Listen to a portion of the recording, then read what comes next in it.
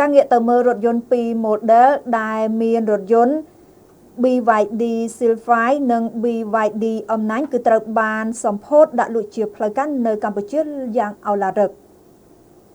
បើកទំព័រថ្មីនៃយានយន្តថាមពលថ្មីនៅក្នុងស្រុករថយន្តពីរ model ដែលត្រូវបានប្រារព្ធពិធីសម្ពោធដាក់លក់ជាផ្លូវការនៅកម្ពុជាក្នុងពេលតែមួយយ៉ាងឱឡារិកគឺរថយន្ត BYD Silverline និង BYD អំណាញ់ដោយមានការចូលរួមពីលោកយ៉ាងឆាវប្រធានតំណាងធុរកិច្ចប្រចាំប្រទេសលោក Haren Yip នាយកប្រតិបត្តិផ្នែកលក់រថយន្ត BYD ប្រចាំប្រទេសកម្ពុជាលោកប៉ានគឹមហួរអ្នកគ្រប់គ្រងទីផ្សារជាន់ខ្ពស់នៃ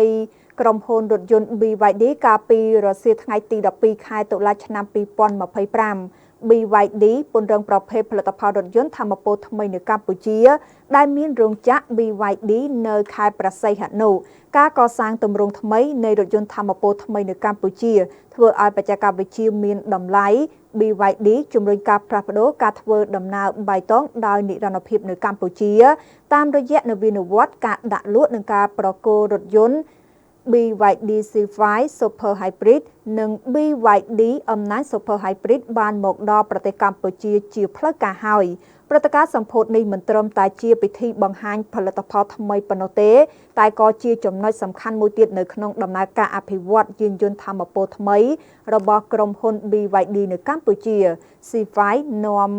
យានយន្តអគ្គិសនីចូលក្នុងគ្រួសារកម្ពុជាក្នុងចំណោម model ថ្មីទាំងពីររថយន្ត BYD Silverline Super Hybrid ប្រកាសជាតាក់ទាញចំណាប់អារម្មណ៍ជាងគេតម្លៃផ្លូវការទទួលបានការឧបត្ថម្ភ$19,900វាត្រូវបានបំពាក់ដោយបច្ចេកវិទ្យា Super Hybrid របស់ BYD ដែលបញ្ចូលគ្នាយ៉ាងល្អឥតខ្ចោះរវាងសាំងនិងអគ្គិសនីគ្រាន់តែចាក់សាំងពេញនិងសាកថ្មពេញម្ដងវាអាចបើកបរបានលើសពី2,000 គីឡូម៉ែត្រដោយរួមបញ្ចូលគ្នានៅប្រសិទ្ធភាពសន្សំសំចៃប្រសិទ្ធភាពនៃដំណើរការនឹងបទពិសោធន៍បើកបរប្រកបដោយផាសុកភាពសម្រាប់ទីផ្សារកម្ពុជាដែលភាគច្រើនគឺនៅតែប្រើប្រាស់រថយន្តប្រើប្រាស់ប្រេងឥន្ធនៈការបង្ហាញខ្លួនរបស់វាក៏ធ្វើឲ្យការសន្សំសំចៃថាមពលនិងការការពារបរិស្ថានពីពាក្យស្លោកคล้ายទៅជាការពិតក៏ដូចជាធ្វើឲ្យការដំឡើងដំណើរបៃតងคล้ายទៅជាទម្រង់ជីវិតប្រចាំថ្ងៃ BYD ប្រើប្រាស់ការច្នៃប្រឌិតបច្ចេកវិទ្យាជាក់ស្ដែងដើម្បីឲ្យគ្រួសារកម្ពុជាកាន់តែច្រើនទទួលបានអារម្មណ៍ជាលើកដំបូងថាការធ្វើដំណើរបៃតងគឺមានភាពងាយស្រួលទំនើបចិត្តនិងសន្សំសំចៃខ្លាំងណាស់បន្ទាប់មកទៀតការប្រគល់រថយន្ត Silverline Super Hybrid ដល់ម្ចាស់រថយន្តទី1លោកយាកឈឹងហ៊ុយអ្នកគ្រប់គ្រងទូទៅនៃក្រុមហ៊ុនBYD Cambodia Co Ltd និងលោកយ៉ាងឆាវប្រធានតំណាងអាជីវកម្មរបស់ Harmony BYD Cambodia ធ្វើការប្រគល់កូនសោរថយន្តនិងកាដូអនុវត្ថុអនុស្សាវរីយ៍ជូនម្ចាស់រថយន្តដំបូងដែលជាការសម្គាល់ថារថយន្ត BYD Silverline Super Hybrid បានឈានចូលដំណាក់កាលនៃការប្រគល់ជូនអតិថិជនជាផ្លូវការនៅក្នុងប្រទេសកម្ពុជាដោយបានសម្រេចបាននូវបទពិសោធន៍ដ៏ល្អឥតខ្ចោះនៃការដាក់លក់និងប្រគល់រថយន្តការដាក់បង្ហាញ BYD Silverline Super Hybrid បង្ហាញថាការរីកចម្រើននៃរថយន្តថាមពលថ្មីនៅកម្ពុជាបានឈានចូលដល់ដំណាក់កាលថ្មីក៏ដូចជាធ្វើឲ្យអ្នកប្រើប្រាស់គឺកាន់តែច្រើនពិតជាយល់ថាការជ្រើសរើស BYD គឺស្មើទៅនឹងការជ្រើសរើសអនាគត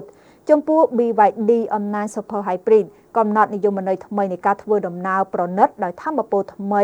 រថយន្តប្រណិតប្រភេទ MPV ដែលត្រូវបានរចនាឡើងជាពិសេសសម្រាប់ទីផ្សារក្រៅប្រទេសក៏បានបង្ហាញខ្លួនជាមួយនឹង BYD Silverline Super Hybrid គឺ BYD អំណាញ់ Super Hybrid BYD អំណាញ់ Advance $58,800 BYD អំណាញ់ Premier $66,800 BYD អំណាញ់ Super Hybrid ផ្ដោតទៅលើបច្ចេកវិទ្យាសុវត្ថិភាពនិងផាសុកភាពដែលស័ក្តិសមទាំងសម្រាប់គ្រួសារនិងអាជីវកម្មដែលនាំមកនៅបទពិសោធន៍ធ្វើដំណើរប្រណិតដែលមិនធ្លាប់មានពីមុនមកដល់អ្នកប្រើប្រាស់កម្រិតខ្ពស់នៅកម្ពុជា